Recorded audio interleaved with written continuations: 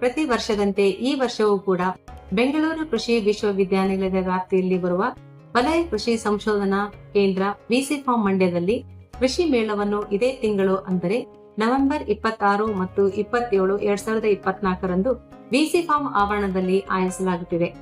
ಈ ಕೃಷಿ ಮೇಳದಲ್ಲಿ ವಿವಿಧ ಬೆಳೆಗಳ ಸುಧಾರಿತ ತಳಿಗಳು ಮತ್ತು ಯಂತ್ರೋಪಕರಣಗಳ ಪ್ರಾತ್ಯಕ್ಷಿಕೆಗಳ ಮುಖೇನ ರೈತರಿಗೆ ಮಾಹಿತಿಯನ್ನು ತಲುಪಿಸುವ ಪ್ರಯತ್ನವನ್ನು ಮಾಡಲಾಗಿದೆ. ಕೃಷಿ ಮೇಳದಲ್ಲಿ ಕೃಷಿ ವಸ್ತು ಪ್ರದರ್ಶನವನ್ನು ಕೂಡ ಏರ್ಪಡಿಸಲಾಗಿದೆ.